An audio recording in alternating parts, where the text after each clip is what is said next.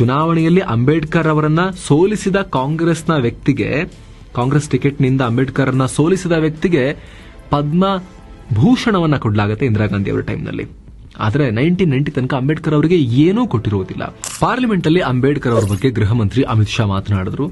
ಅಂಬೇಡ್ಕರ್ ಅಂತ ನಿಮಗೆ ಹೇಳೋದು ಫ್ಯಾಷನ್ ಆಗಿ ಹೋಗಿದೆ. ಇಷ್ಟು ಸಲ ದೇವರ ಹೆಸರು ಹೇಳಿದ್ರೆ ನಿಮಗೆ ಪುಣ್ಯನೇ ಬಂದ್ಬಿಡ್ತಾ ಇತ್ತು. ನಮಗೆ ಅಂಬೇಡ್ಕರ್ ಬಗ್ಗೆ ಮಾತನಾಡೋಕೆ ಖುಷಿ ಇದೆ, ಆದರೆ ಕಾಂಗ್ರೆಸ್ನವರು ಅಂಬೇಡ್ಕರ್ ವಿರೋಧಿಗಳು, ಆದ್ರೂ ಸುಮ್ಮನೆ ನಾಟಕ ಮಾಡ್ತಾರೆ. ಈಗ ಕಾಂಗ್ರೆಸ್ನ ಅಂಬೇಡ್ಕರ್ ವಿರೋಧಿ ಮನಸ್ಥಿತಿಯನ್ನ ಬಿಚ್ಚಿಡ್ತೀನಿ ನಾನು ಅಂತ ಹೇಳಿ ಒಂದೊಂದೇ ಎಕ್ಸಾಂಪಲ್ ಕೊಟ್ಟು ಸುದೀರ್ಘವಾಗಿ ಕಾಂಗ್ರೆಸ್ ಮೇಲೆ ಅಮಿತ್ ಶಾ ವಾಗ್ದಾಳಿ ಮಾಡಿದ್ರು.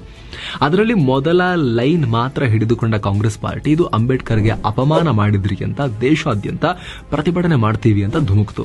ಅಲ್ಲದೆ ಮನುಸ್ಮೃತಿಯ ಮನಸ್ಥಿತಿ ಬಿಜೆಪಿದು ಅಂತ ಆರೋಪಿಸಿತು.